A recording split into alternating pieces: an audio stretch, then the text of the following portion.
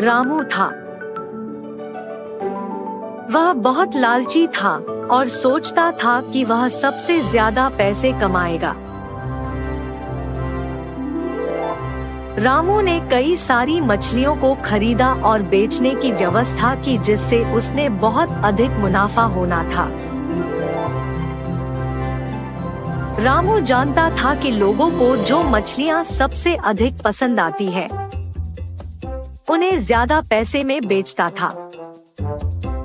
इसलिए वह लोगों से मछलियों का बेहतर कीमत मांगता था और सड़े हुए मछलियों को भी महंगे दाम में बेचता था।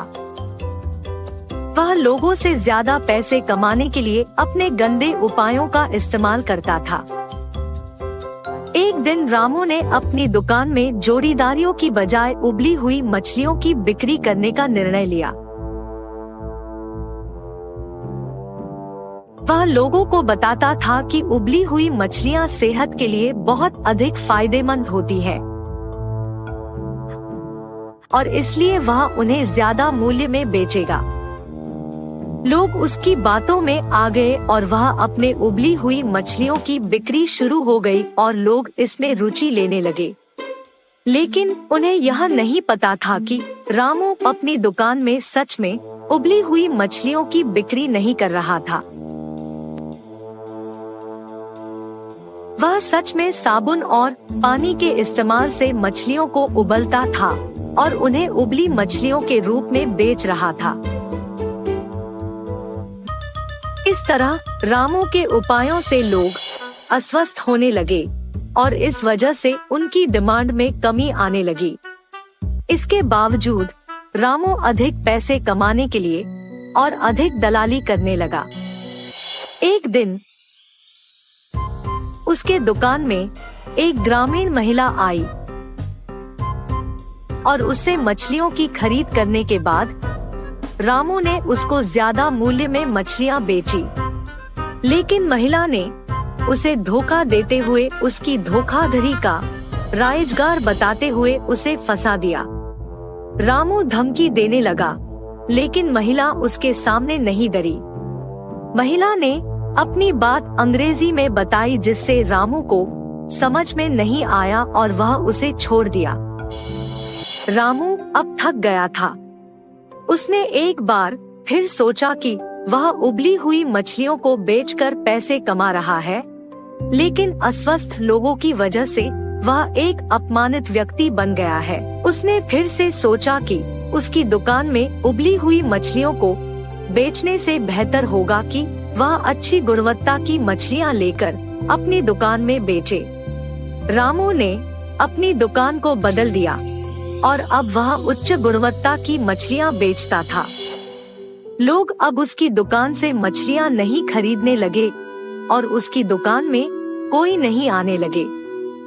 रामू ने जो उपाय किया था, उससे उसे अधिक दुकान से लोग दूर भागते थे। रामू ये सोचता है कि व्यापार चालाकी से नहीं, सही तरीके से काम करने से सफलता मिलती है। द्वारेश्वर नामक गांव में मस्तान नामक एक कसाई रहता था।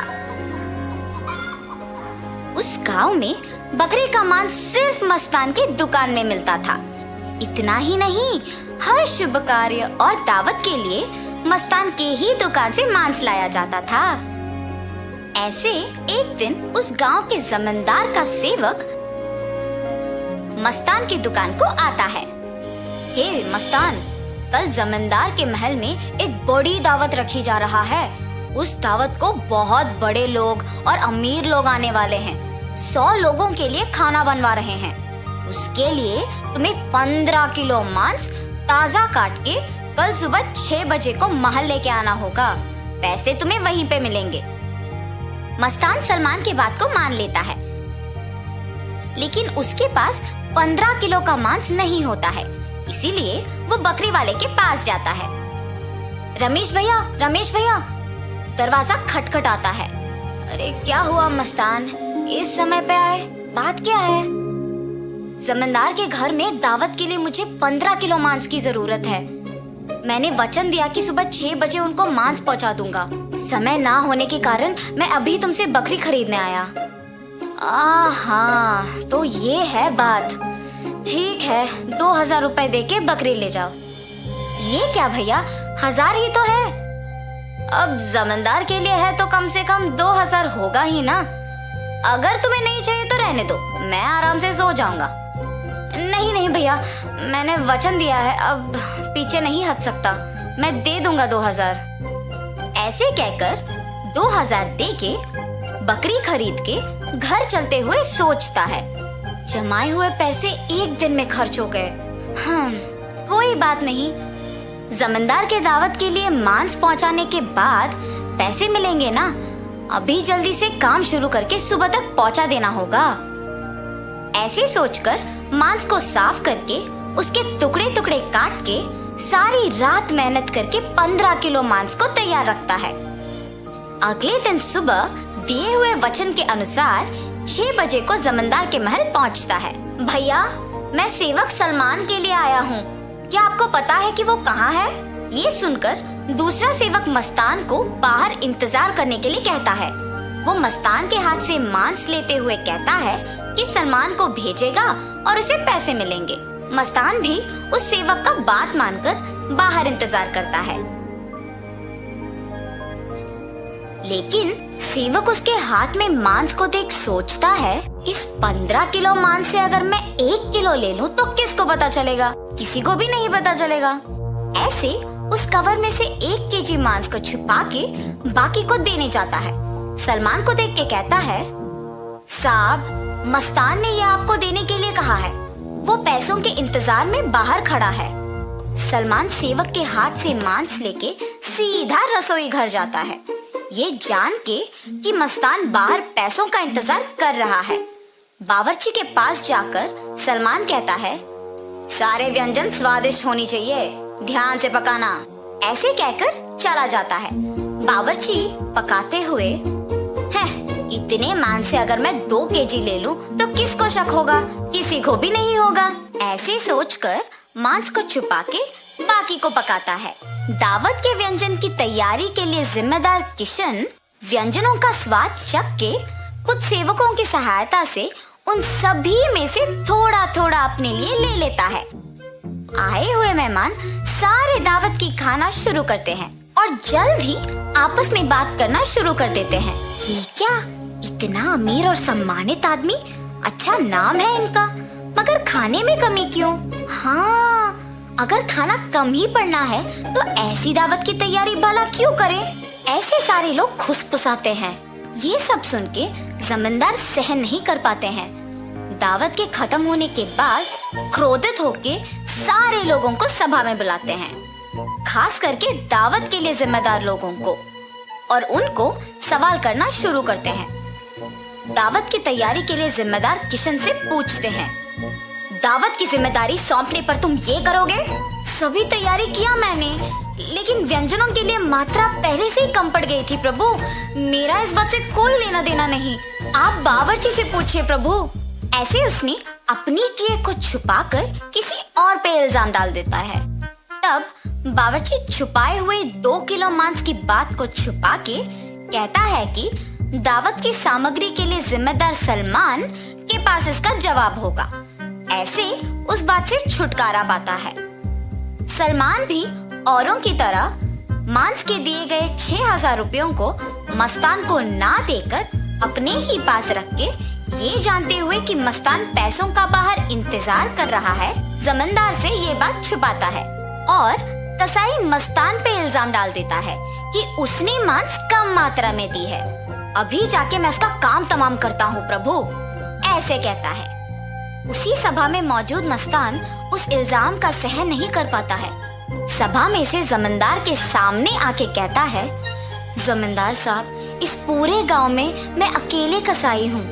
पिछले 10 साल से मैं ये व्यापार कर रहा हूँ और इतने साल से आपके घर में हर कार्य और हर दावत पे मैंने खुद मांस दी है, मगर कभी भी ऐसी मुसीबत नहीं आई।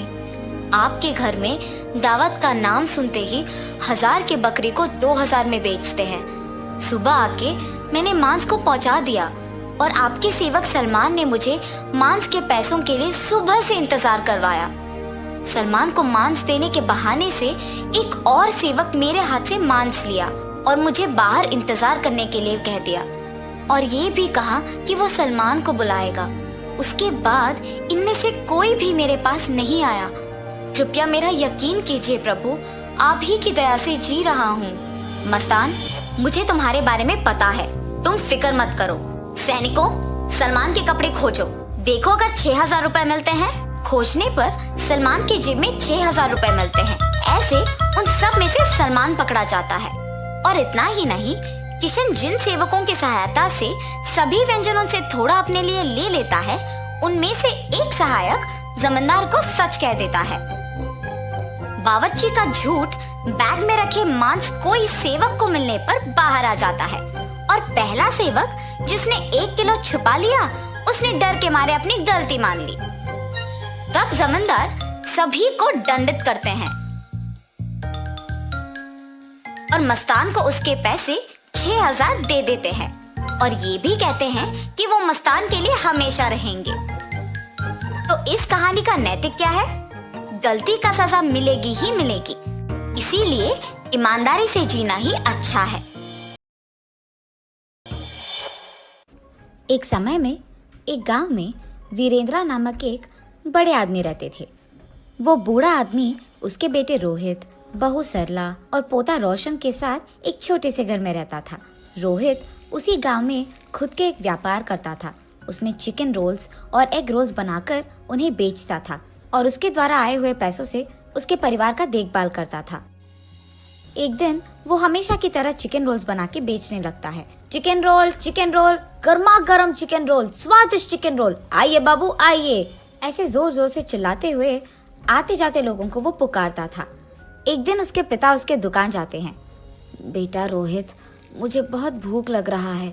बहू ने अब तक घर में कुछ बनाया नहीं और मैं रुक नहीं पा रहा हूँ, इसलिए मैं यहाँ आया हूँ। अगर आपको इतना भूख लग रहा है तो घर पे खाना चाहिए था। अगर बहू ने कुछ बनाया नहीं तो रुक लेना था, लेकिन ऐसे दुकान आ जाना क्या है? आप क्या समझ रहे थे पापा? आप वहाँ खड़े होकर मेरा समय वृथा मत कीजिए, चलिए घर चले जाइए। उसके बेटे के ऐसे बात करने के कारण वो निराश होके वहाँ से उसके घर चले जाता है। अपने बेटे और बहू को उनकी तरफ ऐसे बर्ताव करते हुए देख और बिल्कुल भी गौरव से पेश आते हुए ना देख वो बूढ़े आदमी बहुत बुरा मानते थे। इतना हो जाने के बाद भी वो घर छोड़कर इसीलिए नहीं जाते थे क्योंकि उनको बेटे पे बहुत प्यार था, इसीलिए वो सहते हुए वो गम में ही जी लेते थे। दूसरी तरफ रोहित को उसके बेटे रोशन से बहुत प्यार था। वो अपने बेटे को बहुत लाड करता था और जो भी उसको पसंद था वो हमेशा उसको देता था और उसका सारा खाली समय वो सिर्फ अपने बेटे से खेलते हुए बिताता था। एक दिन अचानक रोशन को बुखार आता है और जब रोहित को ये बात पता चलता है तो वो अपना दुकान, व्यापार सब छोड़कर घर जाके सिर्फ उसके बेटे के ख्याल रखने में लगे रहता है। वो दुकान ना जाकर सिर्फ घर पे रह के उसके बेटे का देखभाल करते हुए उसी के बारे में सोचते हुए दुख में ही बैठे रहता है। उसे ऐसे दुखी देख उसके पिता रोहित के पास जाकर ऐसे कहते हैं, बेटा रोहित, फिक्र मत करो, रोशन को बुखार आया है, वो ठीक हो जाएगा बेटा। पापा, आपको क्या पता, बुखार है, कम हो जाएगा, यही कहना है आपको, जैसे आपको सब कुछ पता है। ऐसे वो गुस्से में उसके पिता से बात करता है। हाँ, मैं तो अपने बेटे को ऐसे दुखी नहीं देख पा रहा था, इसीलिए उसके पास जाकर मैंने ऐसे कहा, लेकिन मेरे बेटे ने मुझे कभी समझा ही नहीं, इसीलिए वो गुस्से में बात करता है हमेशा मुझसे। एक समय में मैंने भी अपने बेटे का ऐसे ही ख्याल रखा था, लेकिन अब तो मेरा बेटा मुझसे बात भी नहीं करना चाहता है। ऐसे सोचते हुए वो बहुत दुखी होता है और उसके बेटे पे प्यार को अपने ही अंदर रख के वो वहाँ से चले जाता है। अगले दिन भी रोहित के बेटे का बुखार कम नहीं होता है और इसी कारण रोहित उसके बेटे को लेकर उसके घर के बाहर बैठ के उसको देख के दुखी होते रहता है।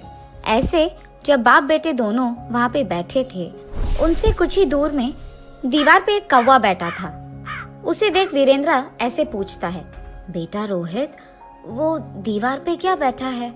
मुझे ठीक से दिखाई नहीं दे रहा है, तुम बताओगे? पापा, वो कौवा है।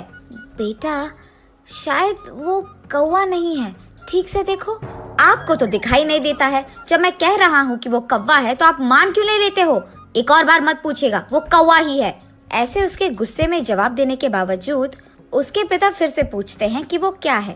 पापा, आपको कितने बार बताऊं मैं, वो कौवा है, कौवा है, कौवा है। आपने अगर एक और बार पूछा तो अच्छा नहीं रहेगा। ऐसे वो और गुस्से में जवाब देकर उठकर वहाँ से चले जाता है। उसके बेटे को वहाँ से उठ के चले जाते हुए देख वो और भी दुखी होते हैं। ऐसे कुछ दिन बीत जाते हैं। एक दिन रोहित अपने बेटे को उठाकर खेलते हुए उसके घर के सामने रहता है और ठीक तभी उसके घर के दीवार पे एक कौवा आता है। पापा पापा, वो दीवार पे क्या है? बेटा, उसको कौवा बुलाते हैं। पापा पापा, वो क्या है, उसे क्या बुलाते हैं? बेटा, उसे कौवा बुलाते हैं। पापा, वो क्या है? बेटा, उसे कौवा बुलाते हैं। तुम भी उसे बुला सकते हो। चलो बुलाओ कौवे को तुम्हारे पास।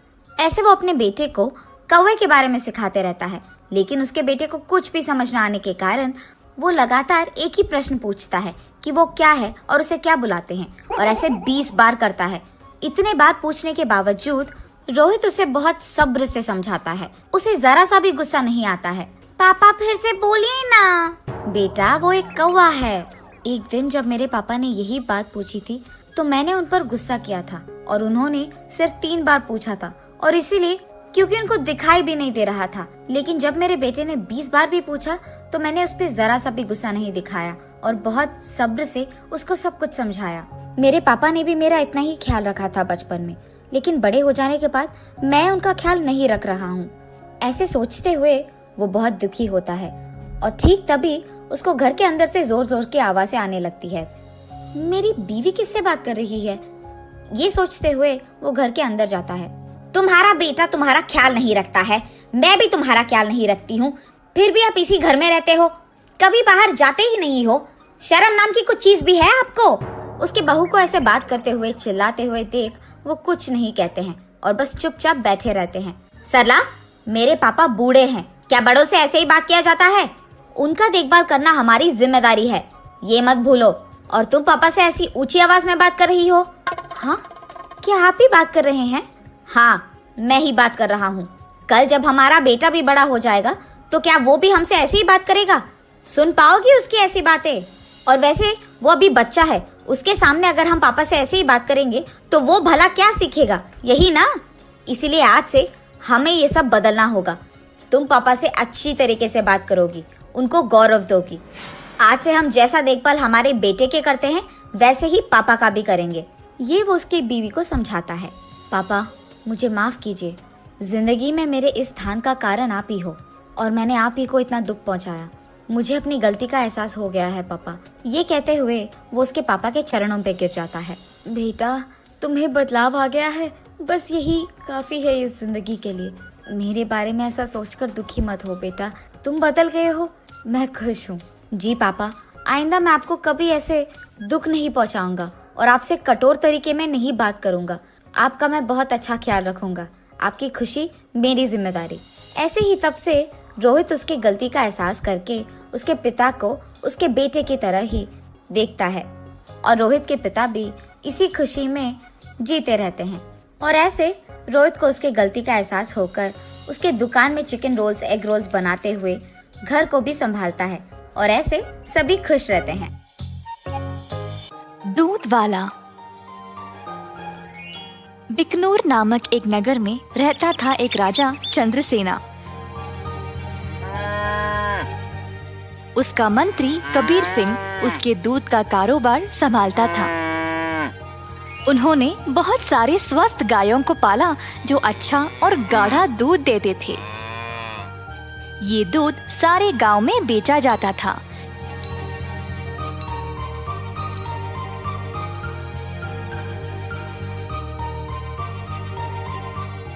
कबीर सिंह खुद सब कुछ संभालता था।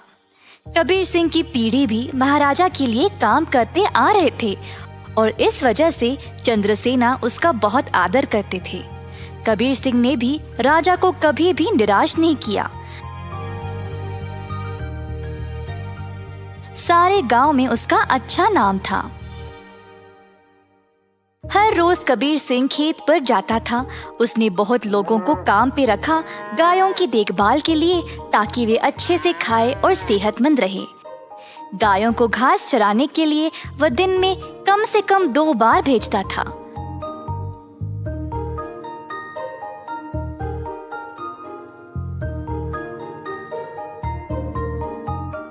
वह हमेशा ध्यान रखता था कि दूध साफ सुथरा रहे।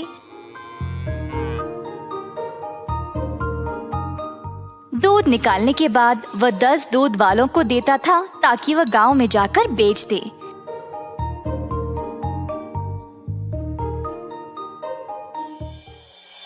दूध वाले कबीर सिंह को पैसे देते थे और कबीर जाकर चंद्रसेना को। चंद्रसेना ने देखा कि कैसे कबीर ईमानदारी से काम करता था और उस पे पूरा भरोसा रखा। महाराज कबीर के साथ अच्छा बर्ताव करते थे और कबीर राजा के बारे में भी अपने बहनों को बताया करता था। एक दिन जब कबीर घर वापस आया तो उसने अपने बहनों को बहुत गुस्से में और परेशानी में देखा। क्या बात है, तुम सब इतने गुस्से में क्यों हो? हम तीनों की उम्र हो गई है शादी के लिए, पर क्या फायदा, शादी के लिए पैसे ही नहीं है। कपड़े और गहनों को छोड़ो, हमारे पास खाने पीने के लिए पैसे काफी नहीं है। मैं तुम लोगों के लिए ही इतना मेहनत करता हूँ, अगर इससे भी खुश नहीं हो तो मेरी सारी मेहनत ही बेकार हो रही है। आप तो महाराजा के मंत्री हो ना, पर आप अपनी आमदनी किसी भी जरूरतमंद को दे देते हो। और आप दूध का कारोबार भी संभाल रहे हो ना अकेले, उसमें भी कोई मुनाफा नहीं मिल रहा है आपको। ऐसा क्यों? शायद हमारी कोई फिक्र नहीं है, इसीलिए। तीनों बहनें रोने लगी और कबीर को बहुत बुरा लगा। अब तुम सब मत रो, मुझे बर्दाश्त नहीं होता। अब बोलो मैं क्या करूं? मैं वही करूंगा। वैसे आपको ज्यादा कुछ करने की जरूरत नहीं, आप दूध का सारा कारोबार संभालते हो ना। अगर आप उसमें थोड़ा पानी मिलाकर बेचोगे तो आप ज्यादा बेच पाओगे। हाँ, और अधिक दूध से आप ज्यादा मुनाफा भी कमा सकते हो। पर ये तो धोखा हुआ, मैं राजा के साथ ऐसा नहीं कर सकता। कबीर सिंह ने ऐसा करने से मना कर दिया था, पर उसकी बहनों ने उसको भावुक करके जैसे तैसे उससे ये काम करवा ही दिया। कबीर सिंह अक्सर कमाए गए पैसे राजा को देता था और बाकी के पैसे अपनी बहनों को देने लगा। मुझे ऐसा करना नहीं पसंद, ये आखिरी बार है, इसके बाद मुझे ये सब करने के लिए नहीं बोलना। कबीर की बातें सुनकर बहनों ने उसको पैसे वापस किए और घर छोड़कर जाने का नाटक करने लगे। कबीर के पूछने पर तीनों ने धमकी दी कि वे घर छोड़कर चले जाएंगे। मजबूर होकर कबीर को उनकी बात माननी ही पड़ी। कमाए गए पैसे राजा को देकर अधिक पैसे अपनी बहनों को देने लगा। ये सिलसिला कई दिनों तक चलता रहा। कुछ ही समय में कबीर की बहनें नए नए साड़ियां और गहने खरीदने लगे और अच्छा खासा खाने भी लगे। उनकी जिंदगी ही बदल गई। घर पर बैठे बिना तीनों सज धज के बाहर घूमने लगे, सबके आगे दिखावा करने के लिए।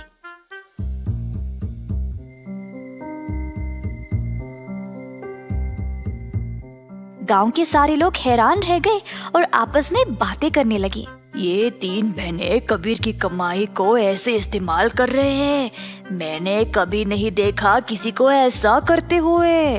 पर कबीर सिंह के पास इतने पैसे आए कहाँ से? सब लोग कबीर के बारे में बातें करने लगे और बाकी के मंत्री कबीर की कमाई पर ईर्ष्या करने लगे, तो इस बात पर जांच करना शुरू कर दिए। जल्द उनको सच पता चल गया कि वह दूध में पानी मिलाकर बेच रहा था। 70% राजा को देकर बाकी के 30% अपनी जेब में डाल रहा था। खेत के कारीगरों से मंत्रियों ने ये बात का पता लगाया। सारे मंत्री गए राजा के पास और उनको पूरा सच बता दिया। अब क्योंकि राजा को कबीर से बहुत लगाव था, उनको इस बात पर यकीन ही नहीं हुआ, पर उनके पास और कोई रास्ता नहीं था सिवाय कबीर को दंड देने का। तीनों बहनें आए कैद खाने अपने भाई को देखने के लिए और उनको बहुत बुरा लगा कि उनकी ही वजह से उनका भाई आज जेल में बंद पड़ा है। बहनों को अपनी गलती का एहसास हुआ और तीनों गए महाराजा के पास और उनको सब सच बताया कि असल में ये सब उन तीनों की ही गलती है और कबीर दोषी नहीं है।